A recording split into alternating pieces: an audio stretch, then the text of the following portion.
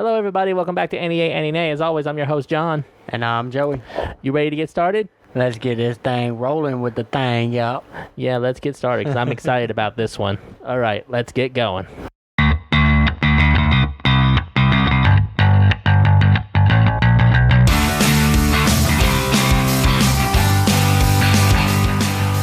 All right, you guys. Today we're actually going to be talking about RWBY Ice Queendom episodes 4 through 6. We talked about episodes 1 through 3 before, but now we're going to continue with episodes 4 through 6. Reason why we're not giving out any other additional information is because I believe we got a lot to talk about on this. Because this is like a completely new story now. It really is like a complete new story to be honest. It still gives you all the details you need, but it gives you other stuff too. Well, Well, basically, episodes 1 through 3 was like a recap of like the very first volume from the original. Just to let you know what was going on. 2013. But I feel like it fixes some issues as well as, goes into certain places like that I would say could need a little work, I guess you can say. It could have, yeah. I reckon you could say that. Let's dive right into this. I want to just say that this RWBY Ice Queendom has gone to basically everyone's fanfic dream. It's like a fanfic. Everybody who did something with the characters or did their own design with the characters, they're putting it into the show. So it's like a fanfic in a way. Yeah. I mean, that's really the best way to look at it, basically, if you want to put it into a category. Yes, but now I'm going to discuss some things. We're going to discuss some things about the plot. So anyone who hasn't watched episodes 4 through 6, spoiler alert to everybody who can hear us or is listening to this episode. Spoiler!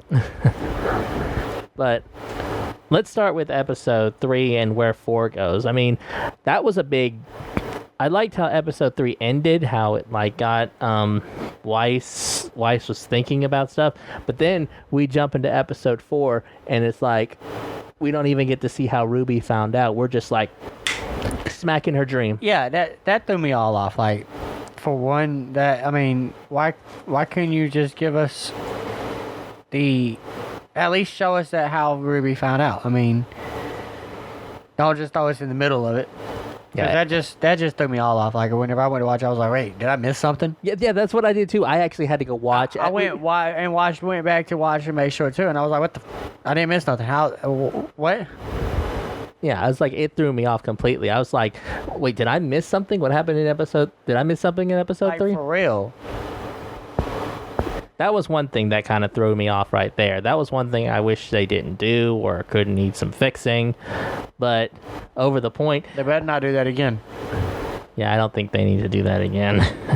But what I like about this, more importantly, is that...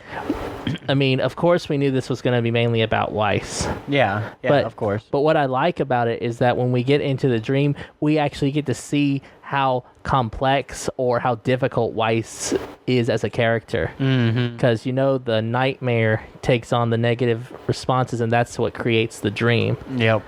But, the sign with all the arrows going all over the place. Yeah. That just shows how oppressed she was. She doesn't even know how to live her life. Because everyone's looked to her like the Schnee heiress. Yeah, but she's never really looked at herself like that, technically. She's never looked at herself like that, no. But nobody has ever seen her other than just as Weiss, as a person. Everyone's looked at her as Miss Schnee, the heiress to the Schnee Dust Company. Exactly, and that's why she doesn't know who she is. Yeah, she's been so oppressed and so overwhelmed by her father's, company and everything that he's done that she's she doesn't even have a purpose other than just to be the heiress, and that's probably why she wanted to be a huntress, to move her own path. Of course, I believe Winter had something to do with that too, because she was the one who taught her everything she knows. Yeah. But I think this is more of something she had to figure out for herself. That's why Winter only trained her. That's why Winter was in the military and she went to the Huntresses Academy. Yeah. Yes. But also with the way her dream is made, I mean, when the Team RWBY gets in there, first it was just Ruby who went in there by herself. Mm-hmm. And let's just say her design, I actually liked her look. Her look was cool.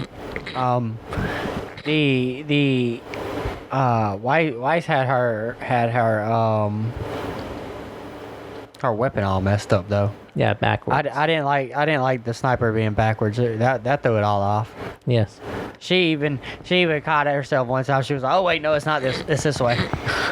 But you see, the way the dream works, of course, it's like depicts on how she looks, and we already know how she saw Ruby from the beginning. Yeah. She saw her as a child, a little kid. Yep. And that's why she didn't. That's why all childs got locked up. Basically, I feel like because all childs that weren't able to be Schnees, whatever. Yeah. But I mean, there was also certain parts where things were locked up, but they weren't locked up for that reason. Yeah. But I mean, when you first meet Weiss, it's like the negative perspective of who she is like all the nightmares taking advantage of that. Well, actually it is. And that's why it's going after Ruby and how she sees her. Mm-hmm. But then when, of course, the second time Team RWBY went in there, we got Ruby, Yang, and Blake all together. And Yang was like OP powerful. Yeah. Yang was automatically. I mean, Yang is already OP because, every time she gets hit, she doubles that back. Yes, that's when she uses her semblance. But yeah, but I'm just saying, every time she gets hit, she powers that up. She just takes it in. Yeah. And Blake's weapon was like it could travel the whole world when she threw her gamble shroud. Yeah, that was cool too. I like that part. Well, I mean, it can go all over the place. Let's go. Whee! I guess when you saw Yang, you see her as like the big sister type. That's what she looks like. I mean, that's technically what she is to Ruby is the big sister. Yes, but she thought Ruby Yang spoiled her too much. Yeah. And then also, the one thing I liked most about this that I feel like it fixed an issue in Volume 1 was Weiss's relationship with Blake. Okay, we got in Volume 1, Weiss's relationship with Blake, like, first did a 180 in one episode, and then after, like, another episode, it 180 back to the saying that she's okay with that. But in here, we get that, but it's like part of her still doesn't accept her anymore. Yeah. It's what it is a piece of her mind, back in the back of her mind, a piece of it that is locked away because she's like, okay, well, it's okay now, but what if it happens again? Da da da da. That's all that is, I believe. Well, yeah, that kind of explains her design because she can, in my opinion, because remember you saw her bow was like the bow and then just a cat ear on the other side, and then she had her claws and everything like a feline. Mm-hmm. It's like Weiss knows who she is now, but she can't see her as one thing without admitting that she is something else. So she can't see her as human technically without admitting she's a faunus, but she wants her to be who she is still. True that. And I mean, it shows, in my opinion, how much Weiss kind of values their friendship in a way. It's her friendship with Ruby, Team RWBY, is valued like very much to her because this is like the first time she's meeting people who are actually seeing her as herself, not just as a Schnee heiress. Yep. They don't even care about who she is. They didn't even know who she was when they first met them. Well, actually, I think they did. I think Blake knew. Blake knew, but the rest of the team didn't. Okay. Yang might have known, but Ruby definitely. Well, Ruby didn't know from the beginning, because she had a bad first impression with her. Crater face. Yeah. Crater face, yeah.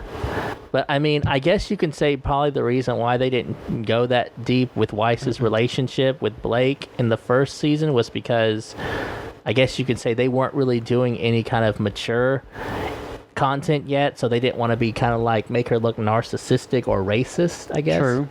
Maybe. I mean, it's possible. Because that's kind of like, since you're not doing mature content yet, you don't want kids to like hear about that kind of stuff. But that's just my personal opinion, not saying that's really what happened in the original volume. I mean, the original volume was still great, but it just seems like this Ice Queendom kind of fixed a couple things. It like fixes some issues or fills in some holes that volume 1 or some other volumes didn't have. I mean, I could take Ice Queendom and then turn around and take RWBY and take pieces from Ice Queendom and throw them into RWBY to put it all together. Yeah. So I mean, it does fill in some holes. Just like if you was to start off on Ice Queendom, right, and then you was to go to RWBY, right, by chance. Just say you watch Ice Queendom first, and then you go to RWBY, right. Then you would think RWBY would fill in the holes because you would have watched Ice Queendom first. You get what I'm saying? Yes, I get what you're saying. But I mean, also with the way RWBY Ice Queendom is doing things, I mean, it kind of makes Weiss, of course, in her dream, this negative Weiss looks kind of like a military captain in a way. Like she's captain of the military now, but it seems like that's because the negative Weiss wants to basically prove to her dad that she is worthy to be a Schnee. Yes, again, sign of her oppression showing from her real life. But I mean, also with the way they have her, it's like, it's basically with her home, it looks like where she's always at, it looks like basically Snow White in a cage, because she is Snow White, of course. I mean, you already saw a bunch of things with like Klein everywhere. He's supposed to be the 7 dwarves. Yeah. But it's like they gave him a moment where he's like the mirror on the wall. Yep. And then, of course, there was a sign that shows of how she's supposed to die, an illusion, because you saw a glass coffin with an apple on it. Yep. Of course, poison apple. That's how Snow White was killed. But, I mean, they're really going deep into that illusion. It's kind of like Snow White in a dark, as a prisoner, or a dark Snow White. I mean, I can see it. Kind of like how Cinder was a dark version of Cinderella. Yeah, I can see it. But, I mean, even more so, like with this dream scene, it's like she's got little pieces of her real self, of things that she doesn't want to lose. Of course, you have her the little red relic they found, and that was like the piece they found when they formed Team RWBY, so that's precious to her. And then, of course, back on what you're saying, she's keeping things locked up. Well, I feel like she's also keeping things locked up that mean something to her, very important to her. True. Now, she's never actually had something that she's had to value so much, and she doesn't want things to get taken away. So, of course, what's the best way she can think of? Keep it locked away. Yep. Keep it locked away. That way nobody has to worry, and she can deal with it herself. Yes, or no one can take it away from her. Yep, or no one can take it away. Because they made Pyrrha into basically a songstress, which what she is. Yep. But what's that one thing that she has locked away, though? Yeah. What do you think it is? I don't know what it could be. I don't know either. I'm trying to think myself. But I mean, it could be something, because you know the negative Weiss isn't the real Weiss. The real Weiss is somewhere in there. Like how Jean was. I mean, Team Juniper was finding it interesting why it was so complex, because Weiss is a far more complex person than Jean was. The only thing Jean's negative emotions were fighting off of was the fact that he was lying to everybody, his teammates, from the very beginning. Yep. And it played off that like it secluded him. I mean, John was kind of like a natural talent because he's based off Joan of Arc. He wasn't the best fighter, but he was gifted with military tactics, with tactics in battle. Like Joan able to spot stuff, like basically. Like Joan of Arc was, but he didn't go the whole process, and so he lied to get into Beacon. Yep. And that was the only thing that the Nightmare could feed off of with him. But with volume 6, not volume 6, episode 6, the way it ended kind of left us hanging. We really want episode 7 to come now, because now it's all of Team RWBY and Jean in there. Yeah, like, come on now. Why you gotta end it like that? I get that it's not over yet, but you ain't gotta end it like that. You could have like gave us a little something extra. You know what I'm saying? Throw something else in there and end it a different way. You ain't gotta end it like that, my man. No, you didn't have to end it like that. Come on. But also, I want to hear your thoughts on this Xion character now. Now that they're giving her more of a role, what do you think of her now? They're kind of, because she's the one that's, allowing them to go into her dream. What do you think of her now as a character? I mean, I don't know. I mean, she's got a pretty decent role, I reckon. It's pretty cool that she can basically allow people to go into the dream and defend off, and to be able to fight off the nightmare from the inside. To me, that's pretty cool that is able to happen. You get what I'm saying? Like, they're able to fight the grim from the inside out. Basically is what I'm getting from it, because I'm feeling like the nightmare is just a whole nother grim. Yeah, I can see that. And because of that, I feel like that's pretty cool that they're able to do that. But like, she's pretty cool herself, but like, it don't last long. No, it doesn't. From what I've noticed. Yeah. So that's got to mean that she's got this 5 pretty cool power, right? Or 5 power, whatever you want to call it. It's a decent good power, right? But she's weak with it. She can't control it for long. She don't have the strength to be able to do it for long. Out of all this time of having it, like, how is that possible? I don't know how that's possible, but also you have to take into account that also the people in the dream feed off her aura, because those coins are part of her aura. You're right. But, okay, so with that being stated, right, she can only make so many coins. She can't make no more than however many coins that I've noticed. I think it was around 12. Yeah, I think it was around that. But so with that being stated, if she can't make no more than 12 coins, then she still she has a limit. Like, everybody's got a limit. Yes, don't get me wrong, but like, her limit is not that strong. Yeah, her limit isn't strong. It's a pretty weak, low limit if you think about it, which doesn't give them a pretty good bit of time to actually be able to concentrate and do what they need to do and focus. Yeah, it's true. When I first saw her in the 3rd episode, I was like wondering, who the heck is this? I don't know who she is. Now they're giving her a supporting role, but a bigger role, and it's kind of more of a supporting character, because we're mainly in the dream. We're not in the outside world with her. Don't get me wrong. They need a support role right now. It works wonders for it. It's just she should be stronger to me. I feel like she should be stronger than what she's leading on to be. Well, we haven't seen her actually fight in combat. We've just seen her, do her thing in the dreams. So we don't know how powerful she is in a fight. But, it just seems like she's a witch. Mm-hmm. We just have we have them connected in a dream catcher. She has dolls as up there that are supposed to symbolize, like, I guess you can say they're like conduits, but I don't want to say voodoo dolls. That's basically what they are. To be able to keep track of them and keep track of their energy and all. It's an easier way of doing it. True. And as for our rating on this, it's still too early to give it an Aniyay or AniNay, because there's supposed to be 12 episodes and we're only halfway done with the show.